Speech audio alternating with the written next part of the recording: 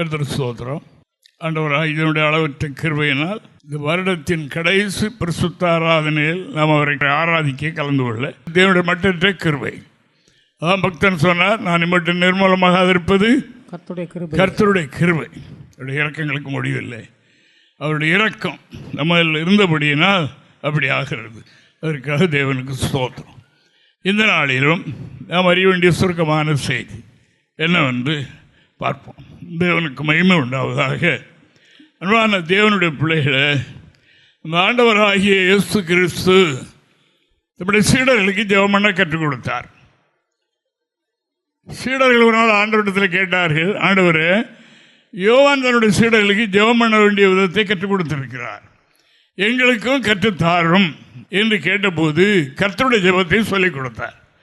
அதில் ஒரு வாசகம் என்ன என்றால், பரலோகத்தில் செய்யப்படுவது போல பூமியிலும் செய்யப்பட வேண்டும். பரலோகத்தில் என்ன செய்யப்படுகிறது? 24 மூப்பர்களும் 4 ஜீவன்களும் தேவனாய கர்த்தர் பரிசுத்தர் பரிசுத்தர் பரிசுத்தர் பரிசுத்தர் பரிசுத்தர் என்று புகழுகின்றார்கள். என்ன அங்கே துதிதான் ஏறெடுக்கப்படுகிறது. பரலோகத்தில் அதிகமாக கர்த்தருக்கு மகிமை செலுத்தப்படுகின்றது. இந்த பூமியில் வாழுகின்ற நம்மை கர்த்தர் ரட்சித்திருக்கிறார். அதுபடினால நாம் தொடர்ந்து தேவன் வைத்திருக்கிற ஈவையும் நன்மையும் பெற்றுக்கொள்ள கர்த்தர் எப்போது நம்மோடு கூட இருக்க நாம் என்ன செய்ய வேண்டும் என்பதை சுருக்கமாக நாம் தியானிப்போம். தேவனுக்கு மகிமை. ஆண்டவர் எங்கே வாசமாக இருப்பார்? துதிகளின் மத்தியில். எங்கே துதி எடுக்கப்படுகிறதோ அங்கே ஆண்டவர் இருப்பார். இன்று அநேக இடங்களிலே ஆலயங்களிலே துதி இல்லை. அப்படினால் அங்கே தேவன் வாசமாக இருப்பதில்லை. ஆனால் அதாவது துதிக்கிற மக்களை அவர்கள் செப்பரேட் பண்ணி இவர்கள் இன்ன கூட்டத்தார் என்று பெயர் வைத்திருக்கிறார்கள் என்று நாம் பார்க்கின்றோம். அருமையான தேவனுடைய பிள்ளைகளது துதியினால் உண்டாகிற மேன்மை சத்துரு அறிந்திருக்கிறபடியினால் மக்களுக்கு துன்பங்கள், தொல்லைகள், பாரங்கள், வருத்தங்கள், சஞ்சலங்கள், வியாதிகள், பலவிதமான நெருக்கடிகளை கொடுத்து கர்த்தரை துதிக்க விடாமல் ஆக்கிறார். அதாவது அவர்கள் முறுமுறுக்கவும் அல்லது சோர்ந்து போகவும் புலம்பல் பாடவும் இப்படியே பண்ணி விடுகிறான். ஏனென்றால் துதித்தால் துதியின் மத்தியில் கர்த்தர் வருவார், அவர்களை ஆசீர்வதிப்பார், தடைகளை மாற்றுவார் என்றெல்லாம் அவனுக்கு தெரியும். ஆனால் துதிக்க விடக்கூடாது. இப்படி ஆயிட்டே அப்படி ஆயிட்டே ஆண்டவர் எப்படி செய்தீர் இப்படியே சொல்ல வைக்கிறது நாம் பார்க்கிறோம். அப்படினால் இங்கே நாம் வசனத்தை பார்ப்போம். வாசிக்கலாம். சங்கீதம் 34வது சங்கீதம் 1வது வாக்கியத்தை நாம் வாசிக்கலாம். கர்த்தரை நான் எக்காலத்திலும் ஸ்தோத்தரிப்பேன், அவர் துதி எப்பொழுதும் என் வாயில் இருக்கும். தேவனுக்கு மகிமை எப்போ சொல்லுகின்றார் என்பதை நான் கவனிக்கலாம். தேவனுக்கு மகிமை எப்பொழுதும் கர்த்தரை துதிப்பேன், அவர் துதி எப்பொழுதும் வாயில் இருக்கும். எப்பொழுதும், எக்காலத்திலும், எந்த காலத்திலும், நல்ல காலம் நன்மையாக இருக்கும்போது, நடக்கிறதெல்லாம் நடக்கும்போது, அல்லது ஒன்றும் குறைவில்லாமல் இருக்கும்போது மட்டுமல்ல, எக்காலத்திலும் ஆண்டவர் எந்த காலத்துக்குள் என்ன நடத்துகின்றாரோ அந்த காலத்தில் என்ன செய்வேன்? கர்த்தரை ஸ்தோத்தரிப்பேன். என் வாயில எப்போதும் கர்த்தரை துதிக்கும் துதிதான் இருக்கும். அதுதான் பக்தர்கள் இருந்தார்கள். அங்கே அவர்களோடு கர்த்தர் இருந்தார். மலை போல் வருகிற காரியத்தையும் அந்த துதிகளின் மத்தியிலே உடைத்தெறிந்து விடுகிறார் என்று நாம் காணுகிறோம். இங்கே அதாவது தாவீதுக்குள்ளே பரிசுத்த ஆவியானவர் இருந்தார். தாவீதோடு இருந்து கர்த்தர் அவர் செய்கிற காரியத்தெல்லாம் ஜெயத்தை கட்டளையிட்டார். இதை அறிந்த சவுலுக்கு பொறாமை உண்டாகி தாவீதை நெருக்கினான். தாவீதுக்கு துன்பங்களை கொடுத்தான். தாவீதை கொல்வதற்காக முயற்சி பண்ணினான் பலமுறை. இதை அறிந்த தாவீது, இனிமேல் நாம் இவர் கண்ணில் எத்துவப்பட்டால் நம்மை கொண்டு விடுவார் என்று எண்ணி அவர் வெளியேறி ஓடிக்கொண்டே இருக்கிறார். ஓடிக்கொண்டிருந்தவர் அங்கே அமலேக்கு என்று சொல்லப்படுகிறவனுடைய இடத்திற்கு போய்விட்டார். அந்த அமலேக்கு இந்த அதாவது சவுலுக்கு வேண்டியவன். அப்போ இப்போ நாம் இவ்விதமாக வந்து விட்டோமே, சவுலுக்கு தெரிய வந்து விடுமே, நம்மை கொண்டு விடுவானே என்று எண்ணி அவர் ஒரு பைத்தியக்காரன் போல கோலை ஒழுக்கி கொண்டு அப்படி பண்ண உடனே அவன் அங்கிருந்து விரட்டி விட்டான். அந்த இக்கட்டான நேரத்தில் அவர் என்ன சொல்லுகிறார்? அதாவது கர்த்தரை எக்காலத்திலும், அதாவது இது உயிருக்கு ஆபத்தான காலம், சவுலுக்கு தெரிந்தால் என்னை கொண்டு விடுவான் என்று தெரிந்த போதிலும் அவர் சொல்லுகிறார், எக்காலம் வந்தாலும் எந்த சூழல் வந்தாலும் கர்த்தரை ஸ்தோத்தரிப்பேன். துதிப்பேன். நம்முடைய இக்கட்டுகள், நமக்கு வருகிற பிரச்சனைகள் தீர்வதற்கு ஒரே வழி ஸ்தோத்திரம் தான். ஸ்தோத்திர பலி ஏறெடுத்தால் அங்கே கர்த்தருடைய பிரசன்னம் உண்டாகும். அல்லேலூயா, அல்லேலூயா. தாவீது கர்த்தரை துதித்து, அவர் கர்த்தரை துதிக்கிறதுல நம்பர் 1 என்று நமக்கு தெரியும். அதாவது அவர் ஆடு வைத்தாலும் அந்த காட்டுக்குள்ளே வீணை கையில் வைத்துக்கொண்டு, நாம் இந்த கவனை கையில் வைத்துக்கொண்டு அவர் பாடல் தான் பாடுவார். அவர் ஏராளமான பாடல்கள் பாடியிருக்கார். சங்கீத புஸ்தகத்தில் பெரும்பகுதி புஸ்தகங்கள் அவருடைய பாடல்கள் தான். தேவனுக்கு மகிமை உண்டாவதாக. அன்பான தேவனுடைய பிள்ளைகளை, அதுபடினால பக்தர்கள் கற்றிருந்த காரியம் என்ன என்றால் தேவனை துதிக்கணும். ஜெபம் பண்ணுறோம் பார்த்தீங்களா? ஜெபம் பண்ணால் ஒரு 10 நிமிடம் தான் நம்ம பிரச்சனை சொல்ல முடியும், அதுக்கு மேலே ஒன்றும் இருக்காது. ஆனால் கர்த்தரை துதிக்கணும். மணிக்கணக்காக இருந்து கர்த்தரை துதிக்கணும். அது தூபம் போடுறது, ஆண்டவருக்கு பலி செலுத்துகிறது என்று வேதம் சொல்லுகின்றது. அதுபடியினால் அன்பான தேவனுடைய பிள்ளைகள், வருடத்தின் கடைசி நாட்களில், கடைசி பரிசுத்த ஆராதனையில் நமக்கு சொல்ல கர்த்தர் சொல்லுகிற காரியம் என்னவென்றால், கர்த்தரை எக்காலத்திலும் நிறைவா இருக்கும்போது மாத்திரமல்ல, சுகமா இருக்கும்போது மாத்திரமல்ல, நினைச்செல்லாம் கிடைக்கும் போது மாத்திரமல்ல, எக்காலத்திலும் கர்த்தரை ஸ்தோத்திரிப்பேன். அவர் துதி எப்போதும் என் வாயில் இருக்கும். எப்பொழுதும் எதை எடுத்தாலும் வாயில் துதி இருக்கும். அதில் ஜெயம் உண்டு. நான் அடிக்கடி உங்கள் மத்தியில் ஒரு சம்பவம் சொல்லியிருக்கிறேன், அதை இப்போ உங்களுக்கு ஞாபகப்படுத்துகிறேன். அதாவது ஒரு ஊரில் ஒரு ஏழை மனுஷன் தான். அவர் சுரங்கப்பாறையில் வேலை செய்தான். அவனுக்கு ஒரு டிஃபன் பாக்ஸ் வாங்கவும் வாய்ப்பு கிடையாது, சம்பளமாக தான். அவங்க அம்மா வீட்டில் அவனுக்கு ஒரு துணியில் சாப்பாடு கட்டி கொடுப்பாங்க. அதை கொண்டு அவன் சுரங்கப்பாறை வேலைக்கு போவார். அன்னைக்கு கொஞ்சம் லேட் ஆகிட்டு போய் அந்த மரத்தில் இடத்துல தொங்க போடுறவர் அன்னைக்கு கொஞ்சம் கீழே வச்சுட்டு வேலைக்கு நேரம் இன்னும் போயிட்டார். இவர் உள்ளே ஓட வந்த சோரை எடுத்துக்கிட்டு போயிட்டு நாய் தூக்கிட்டு ஓடுதுங்க. வெளியெல்லாம் சத்தம் போடணும், அலையிலேயே நாய் தூக்கிட்டு போகுது. அவர் எதை சொன்னாலும் அலையிலே தான் சொல்லுவார். யார் பரிகாசம் பண்ணாலும் சரி, யார் ஏசினாலும் சரி, என்ன சூழல் வந்தாலும் அலையிலையா. அப்போ எல்லாருமே அவருக்கு பேர் வச்சுட்டாங்க, அலையிலையா வரான் போகிறான் இப்படி பேர் வச்சுட்டாங்க. அவர் ஒரு பைத்தியக்காரனை போல ஆக்கிட்டாங்க. இவனுக்கு தான் தெரியும் இது என்ன, இதனால இவனுக்கு என்ன பிரயோஜனம் என்று எண்ணினார். அன்று உள்ள ஒன்றுடைய அலையிலையா நாய் தூக்கிட்டு போகுது. வெளியே இடந்து சத்தம் போடுறான்னு உள்ளே சொன்னான், அலையிலையா சோற நாய் தூக்கிட்டு போதான். அப்படி அவன் அதுக்கு அலையிலையா அப்படின்னு சொன்னான், அதுக்கும் அலேலியான்னு சொன்னான். இப்போ எப்படி சொல்லுவாங்க பாருங்க, இவனை மாதிரி பைத்தியக்காரன் உண்டா ஐயா? அது இத்தனை வருஷமா அலேலியா போடுற ஒரு டிஃபன் பாக்ஸ் வாங்க கதை இல்லை. இதான அலேலியா என்னெல்லாம் சொல்லியிருக்கலாம். தேவனுக்கு மகிமை. ஒரு 2 அலேலியா போட்டுக்கொண்டே வெளியே வரும். வெளியடக்கெல்லாம் கை தட்டுறான். நாய் மத்தியானம் சாப்பாட்டை தூக்கிட்டு போகுது, இவன் அலேலியா போடுறான். நாயை விரட்டி கொண்டு ஓடினார். அவர் ஓடிக்கொண்டே இருக்கிறார். அல்லேலூயா சொல்லிக்கொண்டு சுரங்கப்பாறை இடிந்து விழுந்து ஆயிரக்கணக்கான பேர் செத்து போனார். அந்த பாறையில், சுரங்கப்பாறையில் வேலை செய்தவங்க எல்லாம் க்ளோஸ், மரணமடை, ஒருவனும் பாக்கி இல்லை. இது அல்லேலூயா என்ன பிடிச்சது? இவனை காப்பாற்றி சும்மா சாதாரண நீரோட வேண்டாம். அருமையானவர்களே, எந்த சூழலில் அல்லேலூயா சொல்லுங்க. அல்லேலூயா, அல்லேலூயா, அல்லேலூயா. தேவனை மகிமைப்படுத்துவது. அல்லேலூயா, ஆமென், அல்லேலூயா. ஸ்தோத்திர பலி எங்கே எடுக்கப்படுகிறதோ அவர்கள் மத்தியிலே நான் வாசம் பண்ணுவேன் என்று ஆண்டவர் சொல்லி இருக்கின்றார். எங்கே எந்த நிலையில் யார் ஸ்தோத்திரம் பண்ணுகிறார்களோ அங்கே வந்துடுவார்கள். வந்துட்டு போவதில்லை, வாசம் பண்ணணும், அங்கே இருப்பேன் என்று அர்த்தம். தேவனுக்கு மகிமை. அப்படினால் கர்த்தருடைய பிள்ளைகளை ஏன் உங்களை துதிக்க சொல்லுகிறோம் என்றால், நாம் ஏன் துதிக்க வேண்டும் என்றால், நான் எனக்கிட்ட சொல்றேன் என்றால், அதாவது இதற்காகத்தான். அப்படினால் அந்த அமலேக்கு கையில் இருந்து, அதாவது இந்த தாவீதை ஆண்டவர் விடுதலை ஆக்கினார். அதில் தான் இவர் பாடுகின்றார். முகவரை படிங்க பாப்போம்.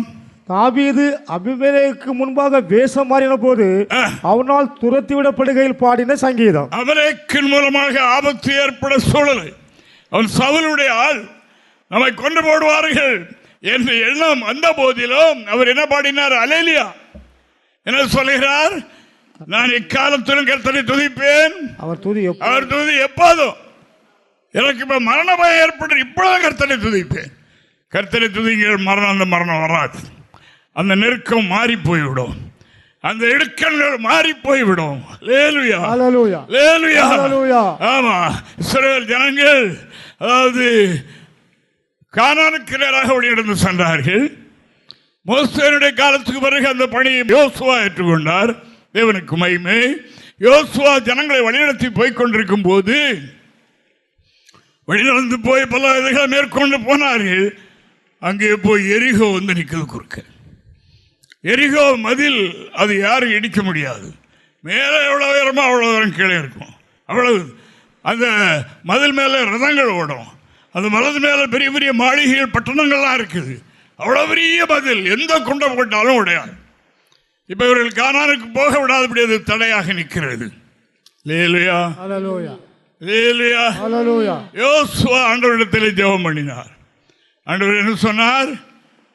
சுத்தி வாருங்கள், ஸ்தோத்திர பலியிட்டு சுத்தி வாருங்கள், சுத்தி வாருங்கள். ஆசாரியர்களுக்கு சொல்லணும், 7வது நாள் ஆசாரியர்கள் 7 தடவை சுற்றி நெடுந்தொலியாக எக்காலத்தை ஊத வேண்டும். மதில் இடிந்து விடும். ஆயுதம் என்னது? துதி. எக்கால சத்தத்தோடு ஆண்டவரை துதிக்கணும். தடைகள் மாறும். இந்த வருஷத்தில் என்னென்ன காரியங்கள் நமக்கு தடையாக இருக்கிறதோ, என்னென்ன காரியங்கள் நம்மை முன்னேற விடாமல் தடுத்து வைத்திருக்கிறதோ, ஆவிக்குரிய பயணத்தை பின்னால் இழுக்கின்றதோ, அவைகளுக்கு காரணமாக இருக்கிற தடைகள் நீங்க நாம் துதிப்போம். வாழ்க்கையில் நெருக்கங்கள் வரும்போது தொய்ந்து போகக்கூடாது. நெருக்கங்கள் வரும்போது துதிக்கணும். பிள்ளைகளெல்லாம் கூப்பிட்டு வைத்து, பிள்ளைகளெல்லாம் வைத்து, வீட்டில் இருக்கிறத வைத்து துதிக்கணும். வாங்க கர்த்தரை துதிப்போம். துதிக்கும் போது மடமடமடமா என்று இணைந்து விடும். தடைகள் மாறும். ஆனபடினால் கர்த்தருடைய வார்த்தை இப்படி சொல்லுகிறது. தேவனுக்கு மகிமை. ஒரு நாள் சாத்தான் உலகத்தை சுத்திட்டு ஆண்டவர் சொன்னார். அப்போ ஆண்டவர் கேட்டார், நீ எங்கே இருந்து வருகிறாய்? நான் எல்லா உலகங்களும் சுற்றி வருகிறேன். தாசனா யோபின் மேல் கவனம் வைத்தாயோ என்று அவரிடத்தில் கேட்டார். யோபு ரொம்ப செல்வ செழிப்பாய் சீமானாக இருக்கிறார். பிள்ளைகள், வாலி பிள்ளைகள் 10 பிள்ளைகள், வாலி பிள்ளைகள் அவருக்கு உண்டு. அப்படி செழிப்பா இருக்கிறார், எல்லாம் செழிப்பு.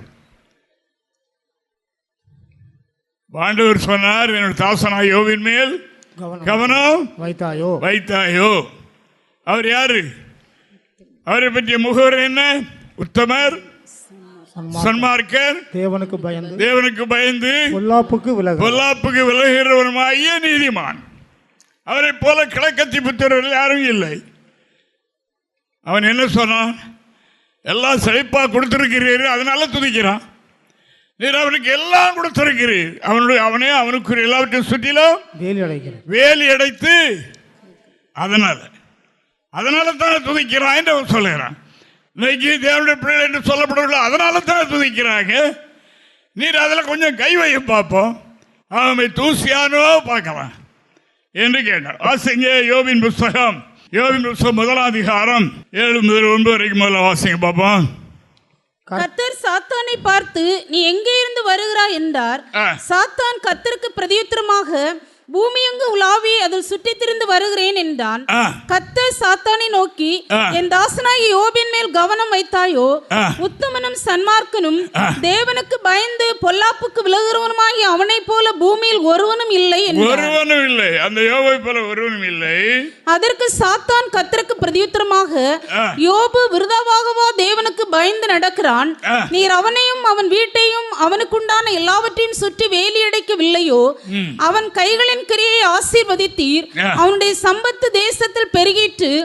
ஆனாலும் உம்முடைய கையை நீட்டி அவனுக்கு உண்டானவைகள் எல்லாம் தொடுவீரானால் அப்பொழுது அவன் உமது முகத்துக்கு எதிரே உம்மை தூஷிக்கானோ பாரும் என்றான். எப்படி இருக்கிற இப்ப எல்லாம் பாதுகாத்து வைத்திருக்கிறீர். அவர் நல்ல ஜெஜானி இருக்கிறார். அதனால பாட்டு தான், படிப்பு தான், எல்லாம் தான் வீட்டில் நடக்கு. எல்லாவற்றுக்கும் சோத்திரம். நீர் அவனுக்கு கொடுத்திருக்கிற ஆசீர்வாதத்தில் கொஞ்சம் கை வையும் பார்ப்போம். அதை கொஞ்சம் எடுத்துரு பார்ப்பால பாதுகாப்பு இல்லாமல் வைக்கிறோம். என்ன நடக்கும்? தூசியானோ பார்ப்போம். இந்த நாவினாலும் தூசிக்கானோ இல்லையான்னு பார்ப்போம் என்று கேட்டோம். அல்லேலூயா. நமது மூலம் சாத்தான் இன்றைக்கு நம்மை பற்றி தேவனிடத்தில் சொல்கிற சவால் இதுதான். ஏதோ வேலை செய்கிறாங்க, பிழைக்கிறாங்க, நல்லா இருக்காங்க, அதனால தேவனை துதிக்கிறாங்க. வீட்டில் 3 நேரம் துதிக்கிறாங்க, கோயிலில் துதிக்கிறாங்க. சின்ன ஒரு நஷ்டம் ஏற்பட்டால் துதிப்பாங்களா?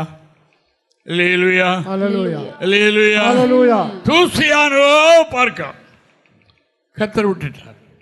சரி, செய்துக்கோ. என்னுடைய பிள்ளை, என்னுடைய தாசன், அவன் என்னை துதித்த வாயினால் என்னை தூசிக்க மாட்டான். இதுக்காக என்னை துதிக்கவில்லை, நான் தேவன். அப்படினால் அவன் என்னை தூசிக்க மாட்டான் என்று சொன்னார். பார்த்துக்க, ஜீவன் மட்டும் என்ற கையில் இருக்கு, பார்த்து சொல்லிவிட்டேன். அப்படியே அவன் சூறையாடினான். கர்த்தருடைய பாதுகாப்பை எடுத்துட்டார். இப்போ எல்லாம் கொடுத்த அத்தனை ஆசீர்வாதம் அடைந்து கடைசி செய்தியை பாருங்க. உம்முடைய குமாரத்திகள் உம்முடைய குமாரர் வீட்டில் விருந்து சாப்பிட்டு கொண்டு இருந்தார்கள். 10 பிள்ளைகளும் ஒரே வீட்டிலே இருந்தார்கள். காற்றிலிருந்து சூறாவளி காற்று வந்து 4 பக்கம் மோதி வீட்டை இடித்து போட்டு 10 பிள்ளைகளும் இறந்து போயிட்டு கேட்க நமக்கு அதிர்ச்சியா இருக்கும். நமக்கே அதிர்ச்சியா இருக்கும், உடம்பெல்லாம் மெய்சில் இருக்கும். யோபு என்ன சொன்னார்? முதலாம் அதிகாரம் 21, 22 வசனங்களை வாசிங்க. நிர்வாணியாய் என் தாயின் கற்பத்திலிருந்து வந்தேன், நிர்வாணியாய் அவ்விடத்துக்கு திரும்புவேன். தேவனுடைய மனுஷனுடைய அறிவு என்ன? இந்த உலகத்தில் நான் எனக்கு இருக்கிற குடும்பம், பிள்ளை குட்டிகள், எனக்கு இருக்கிற உத்தியோகம், எனக்கு இருக்கிற ஆசைகள், ஐஸ்வர்யங்கள், எனக்கு இருக்கிற எல்லாமே, அதாவது நான் கொண்டு வந்ததில்லை, ஒன்றையும் கொண்டு வரல. நான் சும்மா வெறுமையாக தான் வந்தேன். உடம்புல துணியும் இல்லை, ஒன்றும் இல்லை, நிர்வாணியாய் வந்தேன். இப்போ அப்படி ஆயிட்டு, இப்போ ஒன்றும் கிடையாது. எல்லாம் இருந்ததெல்லாம் கம்ப்ளீட் க்ளோஸ். கொஞ்சம் இந்த பிள்ளைகள் மேலே ஒரு பட்டது, அதுவும் போயிட்டு. ஓகே, ஆண்டவரை எப்படி செய்யலாம், அப்படி நாம் தூசிக்கப்படுமே என்று கேட்கவில்லை. அவர் என்ன சொன்னார்? வாசிங்க. கர்த்தர் கொடுத்தார், கர்த்தர் எடுத்தார், கர்த்தருடைய நாமத்துக்கு ஸ்தோத்திரம் என்றார். இவை எல்லாவற்றிலேயே யோபு பாவம் செய்யவும் இல்லை, தேவனை பற்றி குறை சொல்லவும் இல்லை. எக்காலத்திலும் கர்த்தரை துதிப்பேன். அவர் துதி எப்போதும் என் வாயில் இருக்கும், என் வாயிலே இருக்கும். தேவனுடைய பக்தர்கள் தங்களுடைய அனுபவங்களை அனுபவ ரீதியாக எழுதி தந்திருக்கிறார்கள், நமக்கும் பிரயோஜனமாக இருக்க முடியாது. அவர்களை போன்ற துன்பம் பாடுகள் அல்ல, அவர்களை போல நெருக்கம் அல்ல. ஆனால் நம்முடைய விசுவாசத்தக்கவரால் பரீட்சை. ஆனால் தேவனுடைய பிள்ளைகளை இப்போ நம்ம அதை பார்க்க வரல. இப்போ நான் பார்க்கிறேன் என்றால் கர்த்தரை எக்காலத்திலும் துதிக்கும் போது அவைகள் மாறி போய்விடும். யோபை விட்டு விட்டாரா? யோபுக்கு இப்போ ஒன்றும் கிடையாது. பெரிய மாளிகையில் இருந்திருப்பார், பெரிய ஆள் அல்லவா? அவர் இப்போ இருக்கிறது எங்கே? குப்பை மேட்டில் புழுதியில் உட்கார்ந்திருக்கிறார். அங்கே இருந்து கொண்டு உடம்பெல்லாம் குஷ்டரோகம் மாதிரி எல்லாம் உடம்பெல்லாம் அழுகி போச்சு, ஓட்டை வச்சு சுரண்டிக்கிட்டு இருக்கிறார். பார்க்கிறவங்க எல்லாம் பிரயாசம் பண்றாங்க. வேலைக்காரனை கூப்பிட்டா கையை காட்டிட்டு அசல் பண்ணி போடான்னு வரான். அந்த காலத்தில் அவர் சீரம் சிறப்பாக இருக்கும்போது எல்லாரும் வரை கண்டா பயப்படுவாங்க. பெரியவங்க எல்லாம் உட்கார்ந்துருந்தா எழும்பி குழந்தைகளை தொண்டை குழந்தைகளை போட்டு கொண்டு நிற்பாங்க. வாலிபர்கள் ஓடி ஒழிப்பாங்க. இப்போ அந்த நிலைக்கு அவர். அப்பொழுது அவர் என்ன சொல்கிறார்? கர்த்தர் கொடுத்தார், கர்த்தர் எடுத்தார், அவருக்கு ஸ்தோத்திரம்.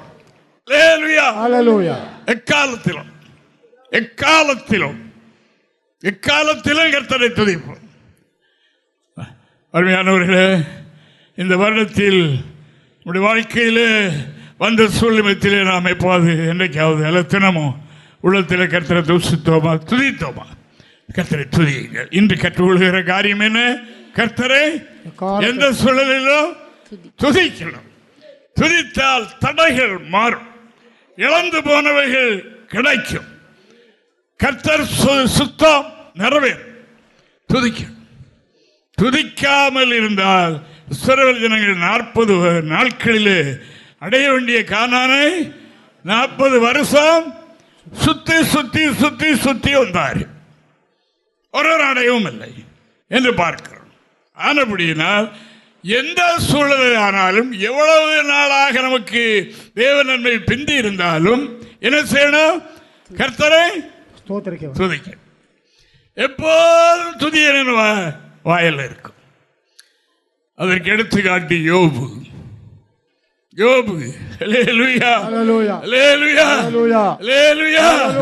தேவருக்கு மகிமை உண்டாவதாக. அந்த யோபு சொன்னார், அவன் என்னை தூசிக்கவே மாட்டான், எந்த சூழலிலும் தொய்ந்து போக மாட்டான், சோர்ந்து போக மாட்டான். என்னை அறிந்தவன், சரியாக அறிந்தவன், ஆனால் என்னை தூசிக்க மாட்டான். எப்போதும் அவன் வாயில் துதிதான் இருக்கும். அதைத்தான் சொன்னார், எப்போதின் வாயில துதி இருக்கும். இந்த காலத்தில் தான் துதிப்பேன், அந்த காலத்தில் துதிக்க மாட்டேன் அல்ல. இப்படி செய்த ஆண்டவரை துதிக்கணுமா என்று கூட எண்ணலாம். யோபின் மனைவி இந்த நன்மைகள் எல்லாம் அனுபவித்த அம்மா தானே, அவங்கதான் எல்லாத்தையும் அனுபவித்தாங்க. அந்த 10 குழந்தைகள் அவங்க தான் பெற்று எடுத்து வளர்த்தாங்க. இப்ப இதுல குறைவு ஏற்பட்ட உடனே சாத்தான் எங்கே போயிட்டான்? யோபு மனைவி கிட்ட. அங்கே துதியும் இல்லை, சோத்திரம் இல்லை, ஜெபமும் இல்லை, ஒன்றும் இல்லை, ஒன்றும் கிடையாது. அங்கே போயிட்டான். போய் அவங்கள்ட்ட சொல்லு, கடவுளை தூசிக்க சொல்லு. அவனுடைய பிராமஸ், அவனுடைய அதாவது பிரமாணம் என்ன என்றால் அவர் தூசிக்க வைக்கணும். கடவுளை துதிக்கிற இந்த நாவினால கடவுளை தூசிக்க வைக்கணும் என்கிறது அவனுடைய நோக்கம். அது இப்போ யார் மூலம் வருகிறார்? மனைவி மூலம் வருகிறான். இப்படியெல்லாம் வாழ்க்கையில துன்பம் வந்துள்ளீங்க, இது நமக்கு தேவையா இந்த கடவுள்? அதுபடி நீர் உலகத்தில் வாழணுமா? அதுக்காக என் மனுஷனாக அதுபடினால தூசித்திரம், அந்த கடவுளை தூசித்துட்டு சுத்திரம் என்று அந்த அம்மா சொன்னாங்க அப்படின்னு சொல்லி 2ஆம் அதிகாரம் 9வது வாக்கியம், அந்த யோபின் புஸ்தகம் 2ஆம் அதிகாரம் 9வது வாக்கியம். அப்பொழுது அவன் மனைவி அவனை பார்த்து, அப்பொழுது அவனுடைய மனைவி அவனை பார்த்து, நீர் இன்னும் உம்முடைய உத்தமத்தில் உறுதியாய் நிற்கிறீரோ? சாத்தான் பேசுறான், அந்த அம்மா இல்ல, அந்த அம்மா பேசல, சாத்தான் பேசுறான். என்ன உத்தமத்தில் உறுதியா நிற்கிறீரா? தேவனை தூசித்து ஜீவனை விடும் என்றாள். இப்போ சாத்தான் தேவனிடத்தில் விட்ட சவால் அதுதான். எல்லாவற்றையும் எடுத்துறோம், அவன் தூசிக்கானா இல்லையோ பார்ப்போம். இப்ப அவன் மேல சாத்தான் என்ன சொல்றான்? நீர் செத்து போயிட்டா சாத்தான் தோத்தமாரி ஆயிரும். ஆனபடினால முதல்ல தூசி, ஆண்டவரை தூசி, இவ்வளவு நாள் அவரை துதித்து தொழுது கொண்டு என்ன பிரயோஜனம் என்று எண்ணி அவரை தூசியும் தூசித்து 2வது ஜீவனை விட்டுறோம். வேண்டாம் உலகத்தில் வாழ. அவர் என்ன சொல்லுகிறார்? அடுத்த கூட வாசிங்க பாப்போம். அதற்கு அவன், நீ பைத்தியக்காரி பேசுகிறது போல பேசுகிறாய். அங்கேயும் பாவம் செய்யல. யோபை கவனிச்சுக்கிடுங்க. அப்படியா பைத்தியக்காரி என்றும் சொன்னால் அது ஒரு பாவம், அது ஒரு பாவம் இல்லவா?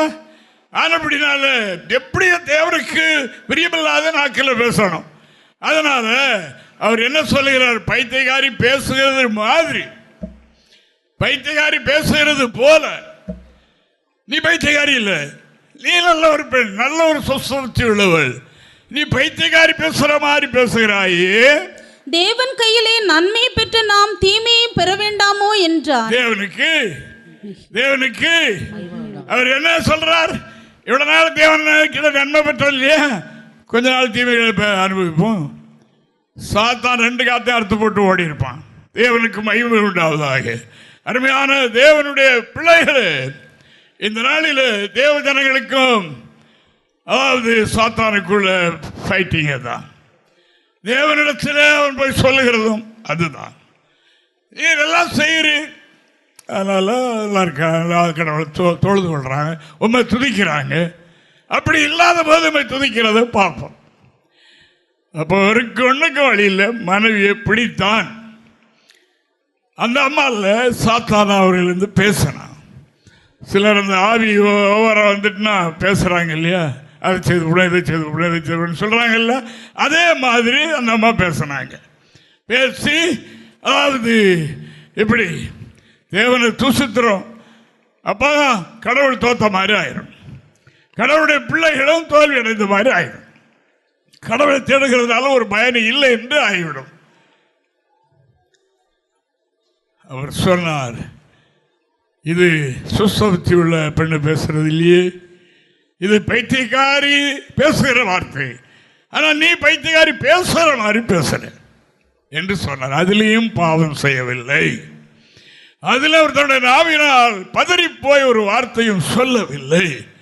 கை நீளவில்லை, வாய் நீளவில்லை, ஒன்று நீளவில்லை. தேவனுக்கு மகிமை. அன்பான தேவனுடைய பிள்ளைகளை, கர்த்தருடைய வார்த்தை சொல்லுகின்றது, கர்த்தரை காலத்திலும் துதிக்கணும். எப்போது என்னுடைய வாயில அவர் துதிக்கும் வார்த்தை இருக்கணும். சின்ன ஒரு காரியத்திலும் கர்த்தரை துதிக்கிறதை விட்டு விடாதீர்கள். இந்த வருஷத்தோடு அது போகட்டும், இந்த வருஷத்தில் அதை மாற்றி விடுவோம். இந்த வருஷத்தில் தேவனை தூசிக்க முடிய என்னென்ன சந்தர்ப்பங்கள் சம்பவங்கள் அது ஏற்பட்டதோ அவைகளை கண்டுபிடிப்பதற்காக தான் இந்த வார்த்தை என்று. இது இன்றைக்கு காலையில் தான் இந்த வார்த்தை இருக்கிறது. தேவனுக்கு ஸ்தோத்திரம். அப்படினால அருமையான தேவனுடைய பிள்ளைகளை, இந்த வார்த்தை இன்று உங்களுக்கு சொல்லணும். அது எனக்கும் சேர்த்து தான், நம்ம எல்லாருக்கும். தேவனுக்கு மகிமை. முதலாவது கர்த்தருடைய வார்த்தை பிரசங்கிக்கிறவருக்கு தான் முதல்ல, ரெண்டாவது தான் கேட்கிறவங்களுக்கு. அந்த மெசேஜ் வரும்போது அந்த மெசேஜை தயார் பண்ணுற கொடுக்கிறவருக்கு நேரே தான் அது வரும். பேச போற நம்முடைய வாழ்க்கை எப்படி இருக்கு அப்படி என்று பார்த்து விட்டு தான் அப்புறம் அதை சொல்றது. அல்லது நான் என்ன பார்க்காதுங்க உங்களுக்கு தான் பேசுறேன், அப்படி கிடையாது. தேவனுக்கு மகிமை. அன்பான தேவனுடைய பிள்ளைகளே, பக்தன் தாவீது ராஜா இந்த அமலேக்குக்கு முன்பாக மட்டுமல்ல, வாழ்க்கையிலே சவுலுடைய கையில் அவர் தப்பிக்க ரொம்ப பாடுபட்டார். அவரை பின்தொடர்ந்து அவர் படைகளோடு துரத்தினான் அவரை கொள்வதற்காக. அப்பவும் அவருடைய வாழ்க்கை என்ன? எக்காலத்தில் கர்த்தரை ஸ்தோத்தரிப்பார், கர்த்தரை துதிப்பவர். அல்லது காட்டில் அவர் ஒரு ராஜா, அபிஷேகம் பண்ணப்பட்டவர், காட்டில் அலைகிறார், பனியிலும் வெயிலும் மழையிலும் அங்கே நடக்கிறார். சரியான ஆகாரம் கிடையாது. படுக்கையை படுத்திருப்பார், அந்த கல்முழு காட்டுக்குள்ள பாம்பு காட்டில் படுத்து கிடந்திருப்பார். ஆனால் அவருடைய டியூட்டி என்ன? கர்த்தரை துதிக்கிறது. கர்த்தரை துதிப்பேன், கர்த்தரை எக்காலத்திலும் ஸ்தோத்தரிப்பேன். அவர் துதி எப்போதும் என் வாயில இருக்கும். அதுல எப்போதுங்கிறத விட எக்காலத்தில் ரொம்ப முக்கியம். எப்போதும் துதித்து கொண்டே இருக்கலாம். பொதுவாக அவர் கடவுள், அவர் மிரட்சித்திருக்கிறார், சொல்லிக்கொண்டே இருக்கலாம். ஆனால் எக்காலமும் ஒன்று போட்டிருக்கு பார்த்தீங்களா? காலங்கள். அந்த காலத்தில் துதிக்கிறது தான் பெரிய ஒரு காரியம். வாழ்க்கையில நெருக்கத்துக்கு மேல நெருக்கம் வந்து அணுகும் போதும் அதான் காலம். அந்த காலத்திலேயும் கர்த்தரை துதிக்கணும். மௌனமும் இருந்துடக்கூடாது, கர்த்தரை உள்ளத்தில் முறுமுறுத்தரவும் கூடாது. தேவனுக்கு ஸ்தோத்திரம் உண்டாவதாக. அன்பான தேவனுடைய பிள்ளைகளே, கேட்டுக்கொள்ளுங்கள். 2 தினத்தில் நாம் ஒரு புதிய ஆண்டை சந்திக்க போகிறோம். சந்திக்க போகின்றோம். இந்த ஆண்டில் உள்ளவர்களை நாம் அலசி பார்த்து நம் தேவனை துதிக்கிறதுல எந்தெந்த வகையில் குறைவுபட்டோம், அதன் மூலமாக நம்முடைய வாழ்க்கையில் உள்ள நன்மைகள் பின்தங்கி போகிறதா,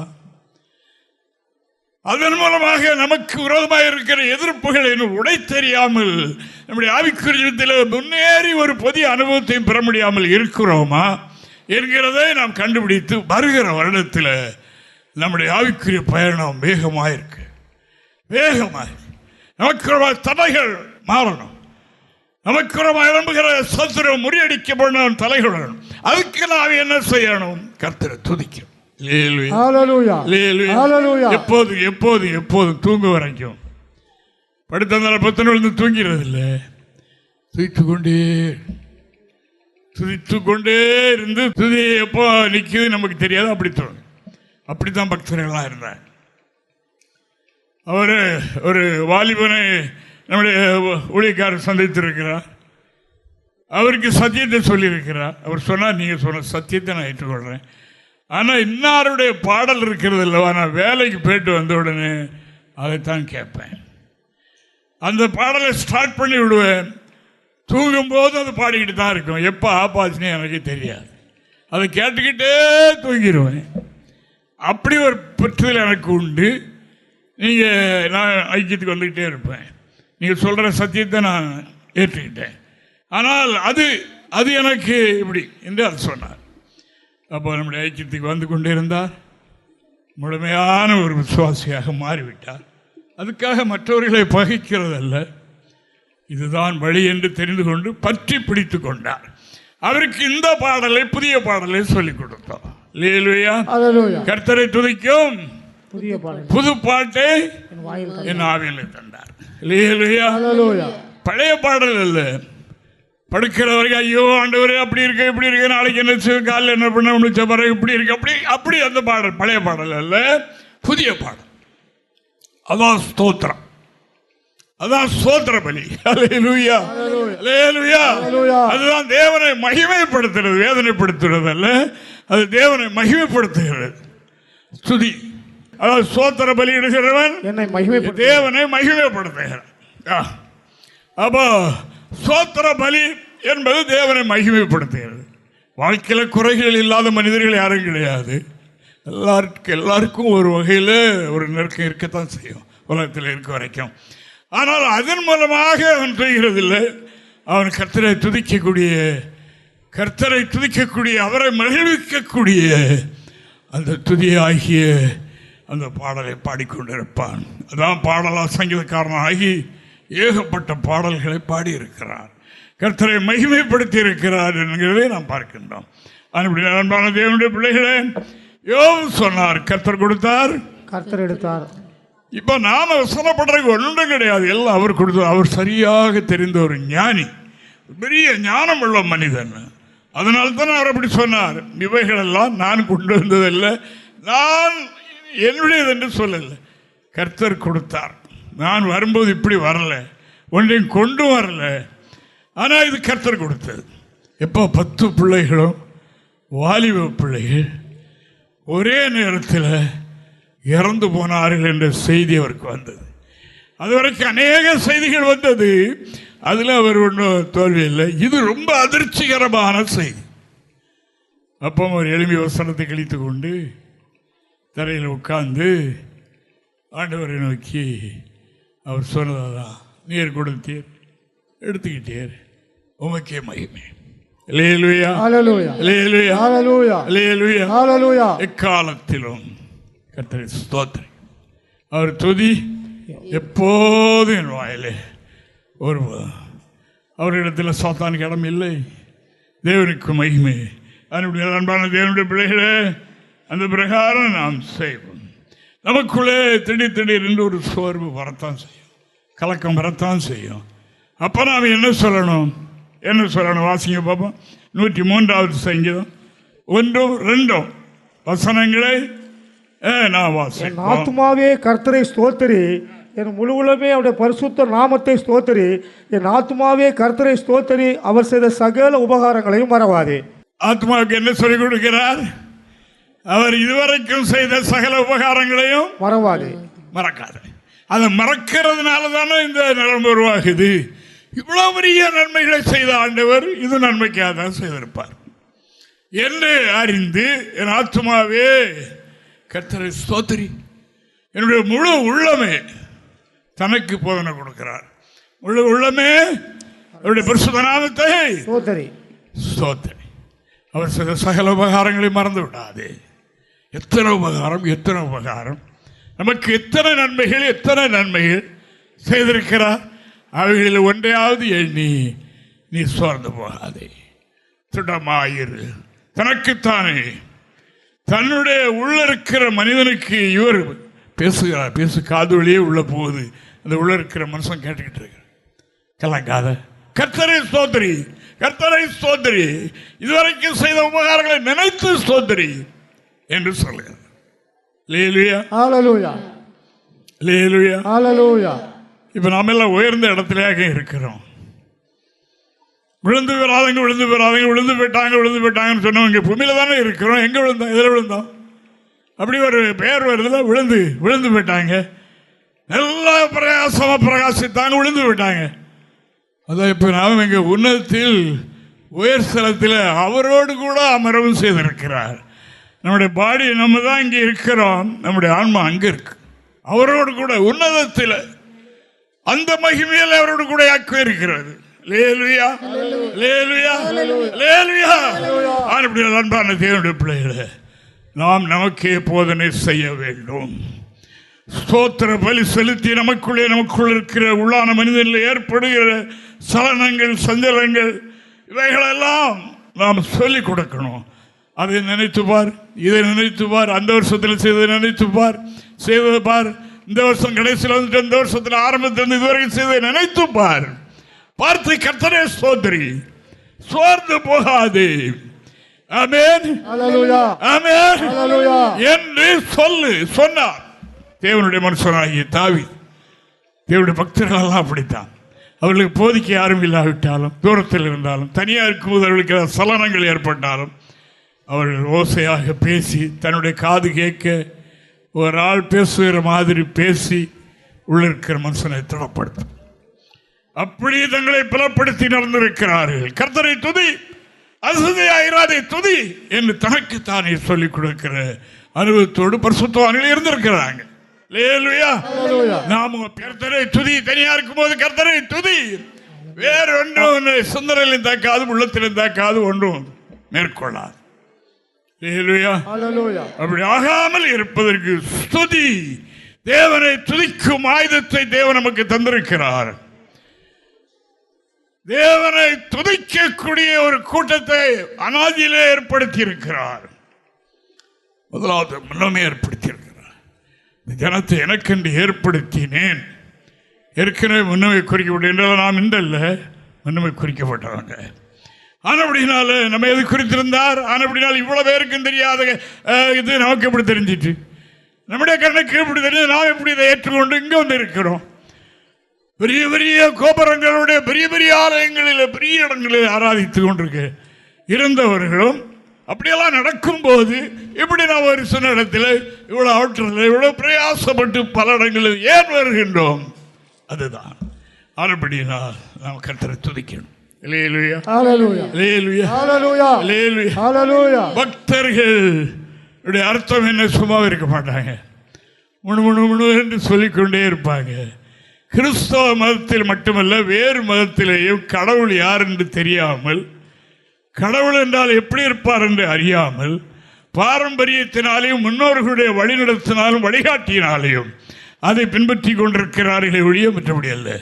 கடவுள் யார் என்று தெரியவில்லை, கடவுள் ஒருவர் உண்டு என்ற அறிவோடு அவர்களுக்கு சொல்லிக் கொடுத்ததை செய்கிறார்கள். ஒரு குறிக்கப்பட்ட வயதான ஒரு மாலை வாங்கி கையில் கொடுத்துட்றாங்க. அதை பேசிக்கிட்டு இருக்கும்போதே முணுமுணுன்னு சொல்லிக்கொண்டு உருட்டி கொண்டே இருக்கிறார். இத்தனை தடவை சுற்றினால் ஏதோ ஒரு பலன் கிடைக்கும் என்று அவர்கள் போதிக்கப்பட்டிருக்கிறபடியினால் அது வயசானவங்களே நீங்கள் பார்த்துருப்பீங்க, கன்னியாகுமரி பக்கம்லாம் பார்ப்பீங்க. அதாவது உருட்டி கொண்டே இருப்பார் மனதை ஒருநிலைப்படுத்துவதற்காக. அதே மாதிரி ஆண்டவராகிய தேவன் செய்தவைகளை நினைவு கூர்ந்து, அதாவது கர்த்தர் செய்த உபகாரங்களை நினைவு கூர்ந்ததை மறக்காதே. ஆத்மாவே என்னுடைய முழு உள்ளமே பரிசுத்த நாமத்தை, முழு உள்ளமே கர்த்தருடைய நாமத்தை ஸ்தோத்திரி, கர்த்தரை மகிமைப்படுத்து. இதில் சாத்தானுடைய கோட்டைகள் உடைந்து போய்விடும். உங்களை சஞ்சலப்படுத்துகிற, உங்களை வேதனைப்படுத்துகிற தீமைகள் எல்லாம் அகன்று ஓடிவிடும். அதை ஓட வைப்பதற்கு ஒரே வழி இதுதான். தேவன் கற்றிருக்கிற பாடம் ரொம்ப இல்லை, ரொம்ப செலவு பண்ண வேண்டாம், ஒன்றும் இல்லை, சுதிக்கணும், ஆண்டவரை சுதிக்கணும் என்று கர்த்தருடைய வார்த்தை சொல்லுகிறதற்காக ஆண்டவரை நான் சோதரிக்கிறேன். சில வேளைகள் கூட சிந்தனை வந்துடும், தெரியாதன பார்த்தா இப்படி எல்லாம் இந்த பாதையில் வந்துட்டோமா, இதில் வந்த பிறகுதானே ரொம்ப நெருக்கமாக இருக்குது அப்படின்னு எண்ணத்தை சாத்தான் கொண்டு வருவான்.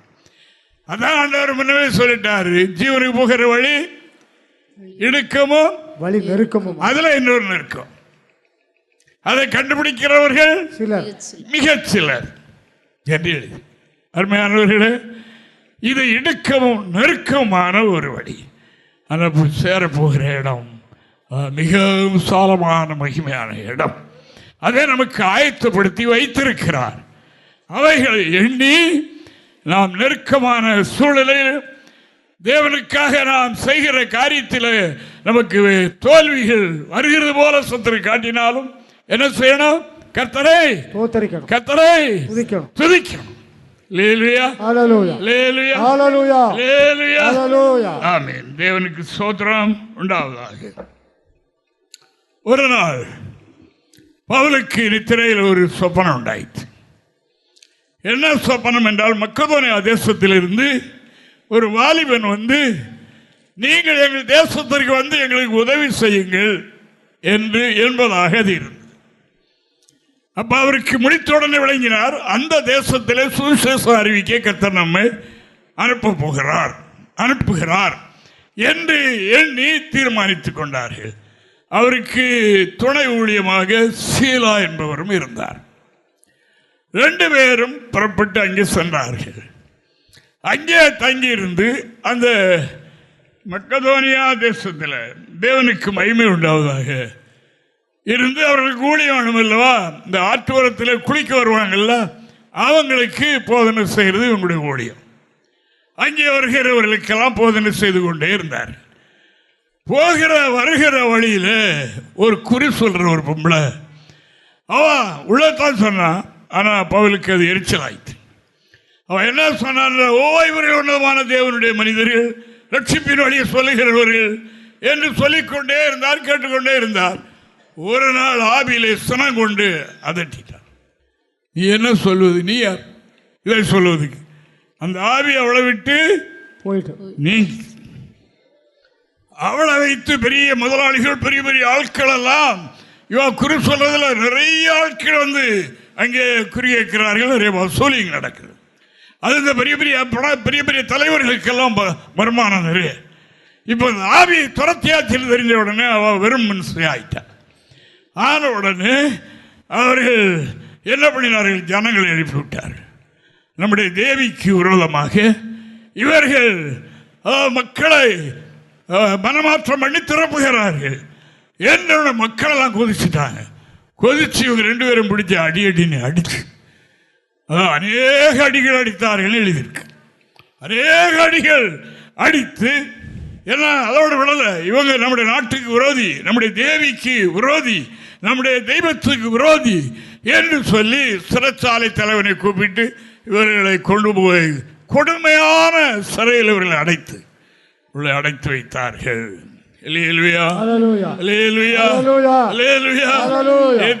சொல்ல போறேன். அவர்கள் தேவ வெளிப்படுத்தல் பற்றி தான் அங்கே போனாங்க. தேவ செய்தி அறிவிக்கத்தான் செய்தாங்க. அசுத்த ஆவியைத்தான் துரத்தினாங்க, வேற ஒன்றும் செய்யல. தேவனுக்கு மகிமை, வேற ஒன்றும் செய்யல. இப்போ அவர்களுக்கு சிறைச்சாலை. இப்போ இவங்க என்ன சேர்க்கணும்? ஆண்டவரே நீர் சொப்பனம் காட்டினீர், குறைஞ்சிட்டாங்களா?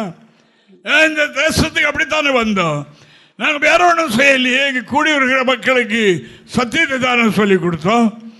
சோர்ந்து போகல, திடமா இருந்தாலும் என்னுடைய கையிலிங்கால் இந்த தொழுமரம் என்பது நாங்கள் அந்தமான் போயிருக்கும்போது பார்த்தோம். மிக கொடுமையானது.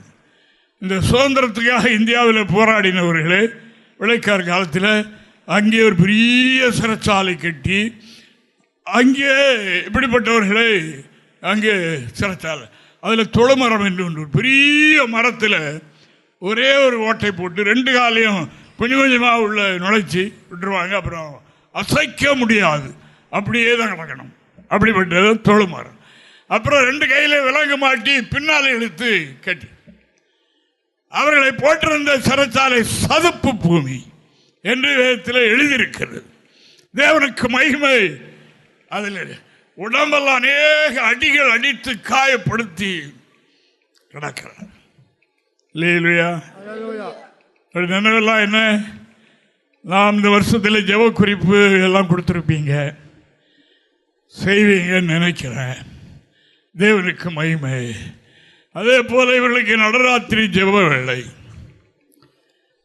இங்கே அடிபட்டு உதைப்பட்டு சொப்பனங்கள் ஒன்று நடந்தது ஒன்று, அங்கே அடைபட்டு கிடக்கிறார்கள். நடராத்திரி வந்த போது என்ன செய்தார்கள்? அப்போஸ்தலர் 16ஆம் அதிகாரம் 25-26 வசனங்களை வாசிப்போம். நடுராத்திரியிலே பவுலும் சீலாவும் ஜெபம் பண்ணி, எங்க இப்ப காலில் துளமரத்துல மாட்டி போட்டிருக்கு, கையில விலங்குகளோட இழுத்து கட்டி போட்டிருக்கிறது, கீழே அதாவது என்ன சதுப்பு பூமி சகதிக்குள்ள படுக்க போட்டிருக்கிறது, அங்கே கிடந்து கிடக்கிறார்கள். நடராத்திரி வந்த போது பவுலும் சீலாவும் ஜெபம் பண்ணி வாசிங்க, தேவனை துதித்து பாடினார்கள். காவலில் வைக்கப்பட்டவர்கள் அதை கேட்டுக் கொண்டிருந்தார்கள். சடுதியிலே சிறைச்சாலையின் அஸ்திபாரங்கள் அசையும்படியாக பூமி மிகவும் அதிர்ந்தது. உடனே கதவுகள் எல்லாம் திறவுண்டது, எல்லாருடைய கட்டுகளும் கலண்டு போயிற்று. சிறைச்சாலைக்காரன் நித்திரை தெளிந்து சிறைச்சாலையின் கதவுகள் திறந்திருக்கிறதை கண்டு கட்டுண்டவர்கள் ஓடி போனார்கள் என்று எண்ணி பட்டயத்தை உருவி தன்னை கொலை செய்து கொள்ள தேவனுக்கு மகிமை. தொடர்ச்சியாக வாசித்த பாகங்கள் எல்லாரும் வாசிக்கிற பகுதிதான். தேவனுக்கு மகிமை.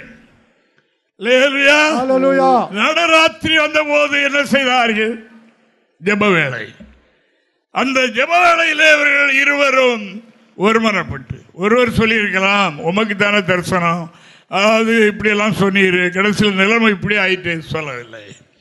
அவர் ரெண்டு பேரும் தேவசத்தம் சரியாக அறிந்தவர்கள். ஆனபடியினால இது தேவசத்தம், இந்த வழியாக கர்த்தர் நடத்துகிறார். அதுக்காக கர்த்தரை தூசிக்கிறது இல்லை, அதுக்காக கர்த்தர் முறுமுறுக்கிறது இல்லை.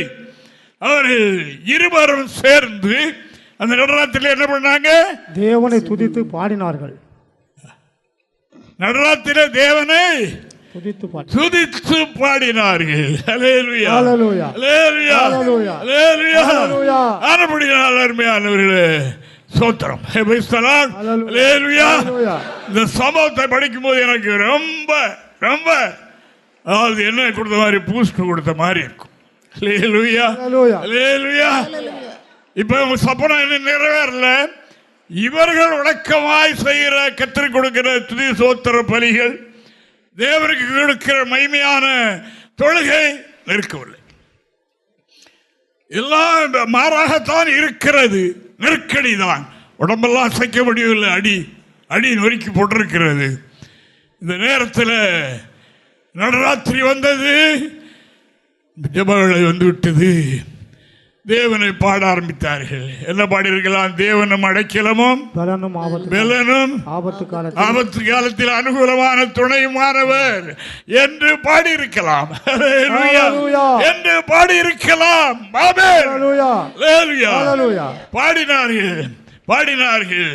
என்ன அதாவது அவர்களுக்கு ஒன்று கிடையாது. என்ன டேமரினும் கிடையாது, ட்ரமும் கிடையாது, ஒன்றும் கிடையாது. எதை எடுத்தாங்க? விலங்கு இருக்கிறது அல்லவா, அதை ஜால்ராய்க்க அடித்தான். நடராத்திரியில் வேதனை ஒரு பக்கம் இழுத்து அடித்து பாடி தேவனை துதித்தார்கள். தேவனை துதிக்க ஆரம்பித்த உடனே அந்த துதிகளின் மத்தியில் வாசமாயிருக்கிற கர்த்தர் இறங்கிட்டார். இறங்கிய சிறைச்சாலை எல்லாம் கிடுகிடு என்று நடுங்கு. பெரிய பெரிய கதவுகள் திறந்து ஓடுது. பக்கத்து சிறையில் ரூமில் அடைபட்ட கைதிகளுடைய கையில் கலந்து போடுது. விடுதலை. சிறைச்சாலையுடைய தலைவன் காவலில் கிடக்கிறவன் பார்த்தா எல்லாம் திறந்து கிடக்கு, எல்லாம் திறந்து ஓடிக்கு. அவன் ஆயுதத்தை எடுத்தான். விடிந்துன்னா நம்மளை அரசாங்கம் அதிகாரம் நம்ம பாயும், நம்மளை கொண்டு விடுவார், நாமளே சுத்துருவோம் அப்படின்னு கத்தி எடுத்து குத்தவன். அங்கிருந்து சத்தம் கொடுத்தார்கள், சகோதரனே உனக்கு ஒரு கேடும் செய்து கொள்ளாத, இங்கேதான் இருக்கிறோம், போங்கடா வாங்கடா என்று சொல்லி அடித்து வைத்து அனுப்பியவர்கள் இப்ப என்ன ஆண்டவமாறு, இப்ப என்ன சொல்லிட்டாங்க? ஆண்டவமாறு வெளியே கொண்டு போறாங்க, வீட்டுக்கு வாங்கி அழைச்சிட்டு போயிட்டாங்க. அவங்க படுத்தின காயத்தை இவங்களே கழுவுனாங்க. துதிக்கணும். அதுல கொஞ்சம் வேதனை உண்டு. அந்த துதியில கொஞ்சம் வேதனை இருக்கும்.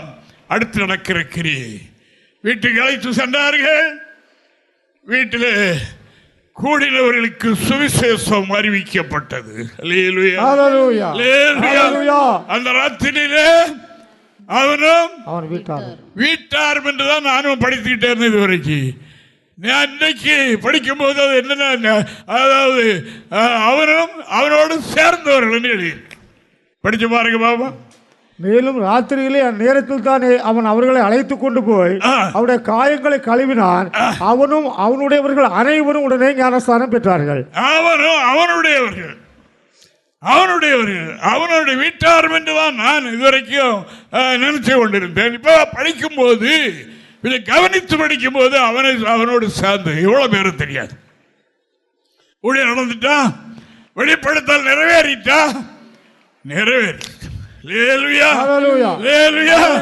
அன்பான தேவனுடைய பிள்ளைகள், நிறைவேறுவதற்கு இடையில் நமக்கு சில துன்பங்கள் வரும். நாங்க கோயம்புத்தூர்ல எங்களுக்கு ஆராதிக்க இடம் இல்லை. அதாவது முதல்ல ஜிசி காலேஜில் ஆராதிச்சோம், அப்புறம் பீளமேட்டில் ஆராதிச்சோம், அப்புறம் சாய்பாபா காலனில் ஆராதிச்சோம். இப்படி இருக்கும்போது தான் இந்த இடம் வாங்குவதற்கு 3 பேர் முன்னுக்கு வந்து அந்த இடத்த நமக்கு வாங்கி கொடுத்தார்கள்.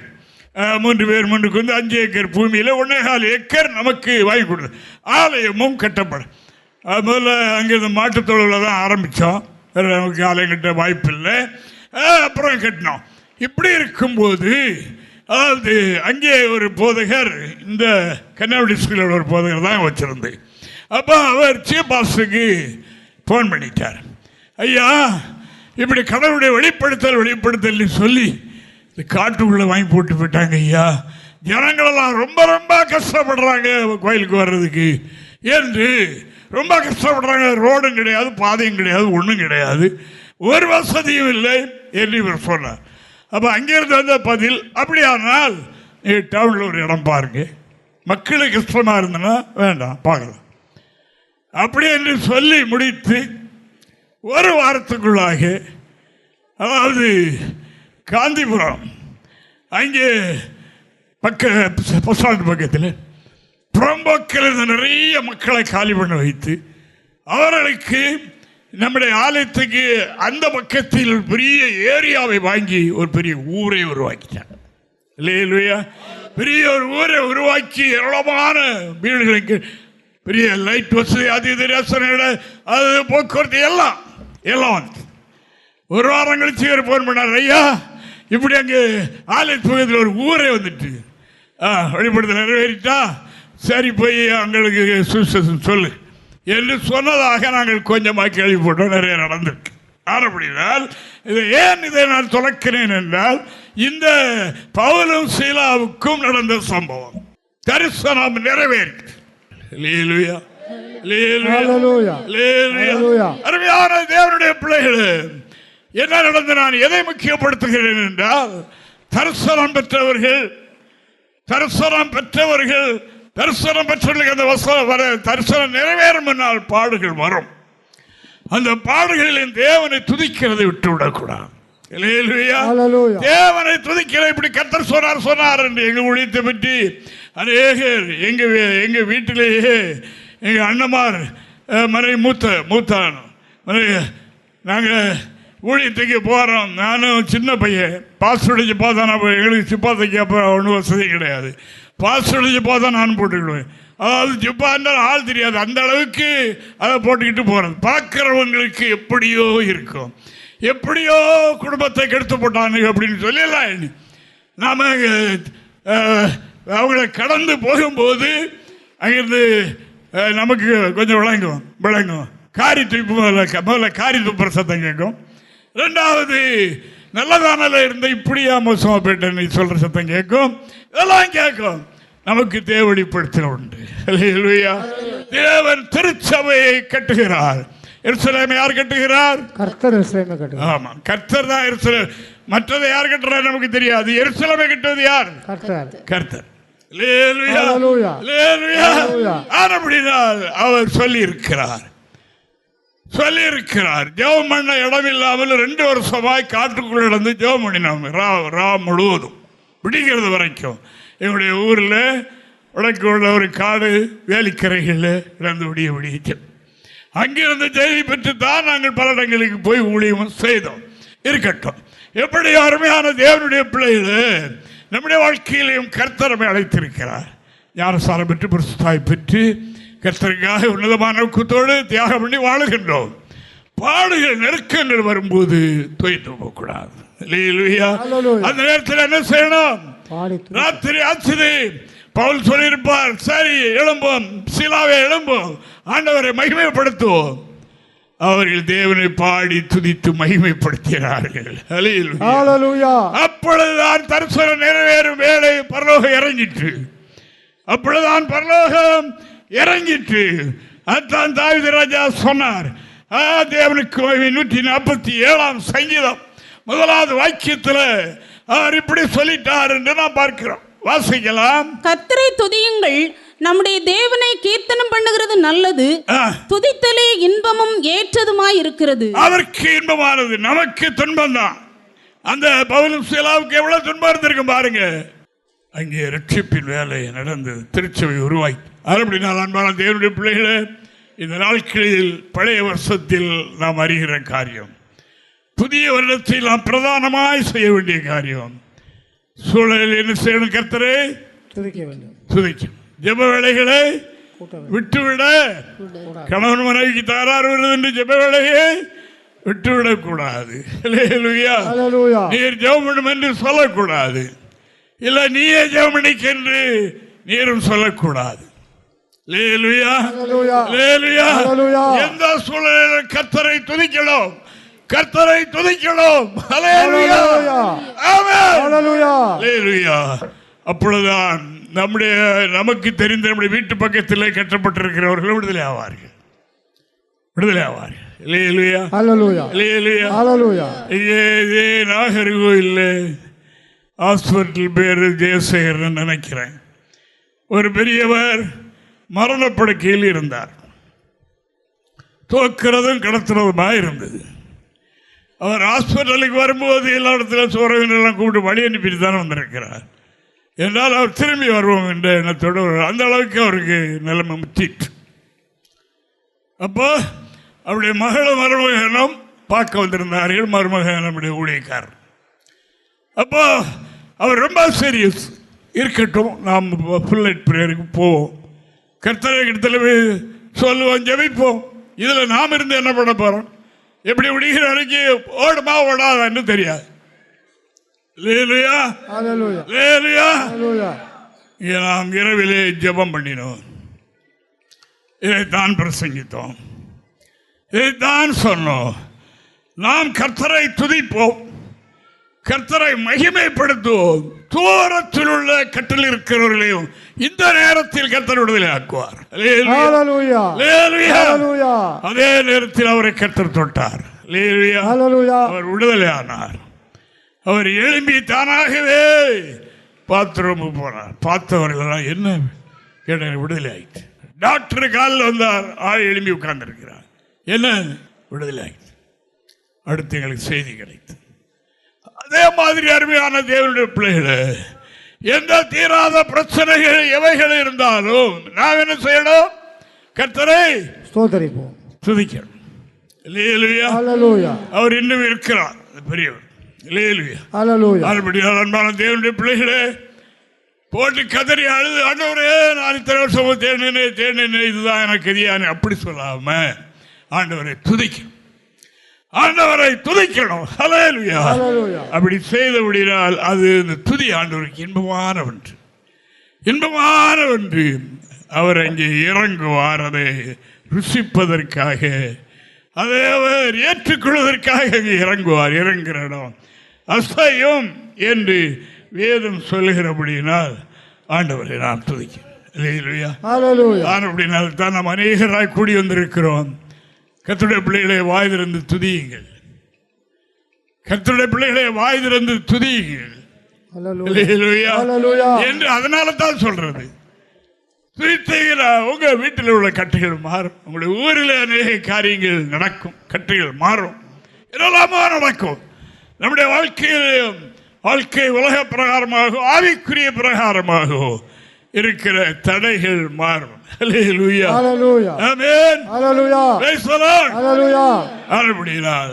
அதனால்தான் துதிங்க, இருக்கிற பலத்தெல்லாம் செலவு பண்ணுங்க.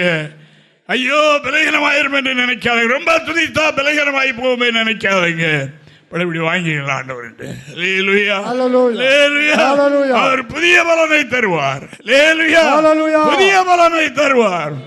அப்படினால் கர்த்தரை துதிக்கிறோம் துதிக்கிறோம் துதிக்கிறோம். ஹல்லேலூயா. அது கர்த்தரை எக்காலத்திலும் துதிக்க வேண்டும் என்று இறைவாக்கு சொல்லுகிறது. தேவனுக்கு மகிமை. எக்காலத்திலும் எப்பொழுதும் அவர் துதி எப்போதும் வாயில். எது குறைவா இருந்தாலும் சரி கர்த்தரை துதிக்கணும். நாங்கள் ஊழியத்துக்கு போயிடுவோம். ஆனால் எனக்கு தெரியாது, சொல்லத்தான் கேட்டேன். பையங்க 2 பையங்க, ஒரு சின்ன பிள்ளையோ நினைக்கிறேன்.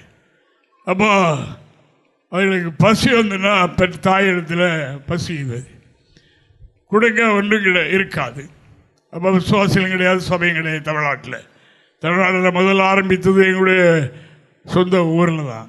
அது ஒரு சின்ன ஒரு குக்கிராமம், ஒரு சின்ன அந்த ஊரில் தானே ஆரம்பித்தான். அப்போ அந்த அம்மா என்ன பண்ணுவாங்கன்னா, அதுக்காக ஐயோ ஊழியத்தை போயிட்டாங்களே, ஊழியத்தை அப்படி பண்ணி போயிட்டாங்க, பிள்ளைகள்லாம் பண்ணாங்க. ஒன்றும் கிடையாது. ஒரு பெரிய சர்வபானை உண்டு, அதை பூசுவாங்க, நிறைய தண்ணியை கொண்டு வருவாங்க. கொண்டு வந்து வச்சுட்டு பிள்ளைகளை கூப்பிட்டு தண்ணி ஜெபம் பண்ணுவப்பா, இயேசு கிறிஸ்து அதாவது பச்சை தண்ணீரை ரசமாக மாற்றினார், ஆனப்படினாலே நமக்கு அதை செய்வார், ஆனப்படினாலே இப்போ நம்ம ஜெபம் பண்ணுவோம். தண்ணி ஜெபம் பண்ணி வச்சுருவாங்க. இந்த பசங்கள்லாம் கோரி குடிச்சிட்டு அம்மா இனிக்குதுன்னு சொல்லுவானுங்கன்னு சொல்லி நான் கேட்டிருக்கேன். தேவனுக்கு மகிமை. அருமையான தேவனுடைய பிள்ளைகளை அப்படிலாம் கொடுத்து வளர்ந்த ஊழியமும் வளர்ந்த பிள்ளைகளும் தான். தேவனுக்கு மகிமை. ஆனபடினால் அன்பான தேவனுடைய பிள்ளைகளை ஆண்டவர் நம்ம ஒரு பெரிய காரியத்துக்கு அழைத்திருக்கிறார், பெரிய உணவான இடத்திற்கு கொண்டு போக அழைத்திருக்கிறார். இது கடையிலே மேடு பள்ளங்கள் வரும், குறைகள் வரும், இவைகளின் மத்தியிலே தொய்ந்து போகாதங்க. இந்த பாடத்தை மனதில் வைத்துக்கொண்டு குடும்பம் நடத்துகிறவர்கள், ஸ்தாபனத்தை தொழிற்துறைகளை நடத்துகிறவர்கள், நீளராயிருக்கிறவர்கள் பொறுப்புகள் உண்டு. அது வருகிறவைகள் மத்தியில் என்ன செய்யணும்? கர்த்தருக்கு சோத்திரம் பண்ண கிருபை பெருகும், பெருகிக்கிட்டே போகும். அதான் சொன்னார். கர்த்தருடைய வார்த்தை சொன்னது 2 கொரிந்தியர் 4ஆம் அதிகாரம் 15வது வாக்கியத்தில் சொல்லும்போது, சபை கூடி வரும்போது துதிங்க, நீங்களா துதிங்க, ஊழியக்காரன் சொல்ல வேண்டாம். அதாவது நீங்கள் துதித்தால் உங்களிடத்தில் கிருபை பெருகும், நீங்கள் துதித்தால் உங்களிடத்தில் கிருபை பெருகும். யார் துதிக்கிறார்களோ அவரிடத்தில் கிருபை பெருகும், துதிக்காதவருடைய பாத்திரம் பெருமையாக இருக்கும். அப்படினால துதிங்க என்று சொல்லுகிறது. துதிக்காமல் முகபாவனையிலே சிலரை பார்க்க முடிகிறது. தேவனுக்கு மகிமை. எப்படி இருக்கிறார்கள் என்று சொல்லி இருக்காதுங்க. துதிங்க. வரக்கூடிய ஆண்டில் இந்த இதை அங்கே கொண்டு போகாம கர்த்தரை துதிக்க. இந்த மந்திரத்தை சொல்லுங்கள், துதியுங்கள், துதியுங்கள். ஆண்டவர் துதியிலே பிரியப்படுகிறார். துதி எங்கே உண்டோ துதிகளின் மத்தியில் அங்கே அவர் வந்துடுவார், அங்கே அவர் வாசம் பண்ணுவார், செய்வார். எங்கே துதிக்கிறோமோ அது அவருக்கு இன்பமாக இனிமையாக இருக்கின்றது. தேவன் எங்கே துதிக்கப்படுகிறாரோ அங்கே கிருபை ஊற்றப்படுகின்றது. வாசங்க. தேவனுடைய மகிமை விளங்குவதற்கு ஏதுவாக கிருபையானது அநேக ஸ்தோத்திரத்தினாலே பெருகும்படிக்கு இவையெல்லாம் உங்கள் நிமித்தம் உண்டாயிருக்கிறது. தேவனுக்கு மகிமை, தேவனுக்கு மகிமை உண்டாவதாக. அருமையானவர்கள், தனியா இருந்தோ குடும்பமாக இருந்தோ சரையர் சேர்ந்தோ துதித்தால் அங்கே என்ன நடக்கும்? கிருபை பெருகும், ஆத்மா அறகுறையா இருக்காது. நமக்கு ஒரு பாத்திரம், எல்லாருக்கும் பாத்திரம் தந்திருக்கிறார். என்ன பாத்திரம்? என்ன பாத்திரம்? இருக்கா? இருக்குல்லவா? ஆமா, எல்லாருக்கும் இந்த ரட்சிப்பின் பாத்திரம் தந்திருக்கு. என்ன ரட்சித்தாரோ ஒரு பாத்திரம் தந்துட்டார். சும்மா வச்சுக்கிடவா? அதை அவர் காலைதோறும் புதிய புதிய கிருபைகளை வந்து நிரப்புகிறார். அந்த பாத்திரத்தை அவர் நிரப்புகிறார். அதுக்கு நாம் என்ன செய்யணும்? துதிக்கணும். யார் துதிக்காங்களோ அவங்க பாத்திரம் நிரம்பி வழிஞ்சு வழிஞ்சு ஜீவன நதிகள் புறப்பட்டு அங்கே உள்ளே அடக்காது, புறப்பட்டு ஓடும். புறப்பட்டு ஓடும். வருஷ கடை செல்லவா அது ஓடனா பக்கத்தில் செழிப்பு வறண்டு கிடக்கிறதெல்லாம் அந்த தண்ணி பாய்ஞ்சி செழிப்பாக்கிறோம். ஒரு வருஷத்துக்குள்ள 4-5 ஆத்துமாக்களை நாம கோயிலுக்கு கொண்டு வந்துருவோம் இல்லையா? ஒரு வருஷத்துல ஒரு ஆத்மா கொண்டு வந்தாலே நமக்கு இன்னொரு கோயில் அங்கே கட்டணும் வரும். தமிழாயிரம் இல்லவா? கிருபை பெருகி இருக்கா? அல்லேலூயா. கிருபை. மற்றபடி நிறைய புக்குகள் அதுகள் படிக்கிறதுனால ஒன்று கிருபை பெருகாது. அதாவது ஒருவர் அப்படி சொல்லுகிறார், அதாவது அறிவை விட ஞானம் முக்கியம் என்று அவர் எழுதியிருக்கிறார். அல்லேலூயா. அறிவை விட ஞானம் முக்கியம். அறிவு முக்கியம்தான், அதை விட ஞானம் முக்கியம். அப்போ அந்த ஞானம் எங்கே வரும்? அதாவது ஒரு மனிதன் கர்த்தருக்கு பயப்படுகிற பயம் யார்கிட்ட இருக்கு? அவரிடத்தில் ஞானம். கர்த்தருக்கு பயப்படுவது ஞானத்தின் ஆரம்பம் தான். அந்த ஞானம் தான் ரொம்ப முக்கியம். என்னத்தை சம்பாதித்தாலும் சரி, அதில் ஞானத்தை சம்பாதி என்று வேதம் சொல்லுகின்றது. என்னுடைய பிள்ளைகளே, சோதரம் பண்ணுங்க. உங்களுக்கு கிருபை பிறகும் வரக்கூடிய ஆண்டில் நீங்கள் வேறு ஒரு ஆளாக மாறிவிடுவீர்கள். அந்த கிருபை உங்களை பெருகினால் உங்களிடத்தில் அந்த நன்மை பெற்ற அநேகர் உங்களை தேடி வருவார்கள். அதை செய்வதற்கு ஆயத்தப்படுங்கள்.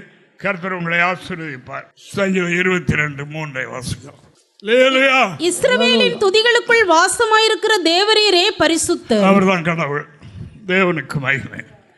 இஸ்ரவேலர்கள் நாம் எல்லாரும், நாம் பிரஜாதிகள் தான். இப்போ நான் ரட்சிக்கப்பட்டிருக்கிறபடினால நாம் எல்லாரும் ஆபிரகாமுடைய சந்ததிகள். அந்த ஆபிரகாமுடைய சந்ததிகள் கிறிஸ்துவுடையவர்கள். நாம் தேவனுடைய பிள்ளைகள். நாம் எல்லாரும் இப்போ அதாவது கர்த்தரை அதாவது துதித்தால் அந்த துதி நிமித்தத்தில் அவர் வாசம் பண்ணுவார். யார் துதிக்கிறார்கள் அவர்களுக்கு சமயமாக இருக்கிறார். சமமாக கூப்பிட்டு பதில் தருவார் அல்லவா, பேசுவார். தேவனுக்கு மகிமை. ஆனபடினால நாம் ஒரு தொழுது கொள்ளும்போது சமயம் துதித்தல் அவருக்கு ரொம்ப இன்பமான ஒன்று. எங்கே யார் துதித்தாலும் தேவனுடைய துதிக்க ஆரம்பிச்சுட்டா அவருக்கு ரொம்ப அருமை. உங்களுடைய வாழ்க்கையில கிருபை பெருக முடியாக. கிருபை இப்படியே அந்த பழைய அந்நிய பாஷை மட்டுமல்ல, பழைய சாட்சி மட்டுமல்ல, பழைய அனுபவம் மட்டுமல்ல, புதிய புதிய அனுபவங்கள் கிருபை பெருகும்போது அது கொண்டாடும். காலை தோறும் கர்த்தருடைய கிருபைகள் புதுசாக புதுசு போன ஞாயிற்றுக்கிழமை உள்ளதில் இந்த ஞாயிற்றுக்கிழமை வேறு வேறு வேறு எல்லாம் வேறு வேறாக செய்ய கர்த்தர் உங்களை ஆசீர்வதிப்பார். வரக்கூடிய ஆண்டுக்கு தீர்மானம் பண்ணி நம்ம அடுத்து வரக்கூடிய ஆண்டில் கர்த்தரை துதிக்கிறதை முக்கியப்படுத்துவோம். கர்த்தரை எக்காலத்திலும் எப்பொழுதும் அவரை துதிக்க பழகுவோம். கர்த்தர் நம்மை ஆசீர்வதிப்பார். கர்த்தரை துதிக்கலாம். எங்களை தொடர்பு கொள்ள வேண்டிய முகவரி: புதிய எருசலேம் சபை, 3/248A தெற்கு சானல் கரை, அனந்தன் பாலம், சாலேம் நகர், ஆசாரிப்பள்ளம் போஸ்ட், நாகர்கோவில் 629201.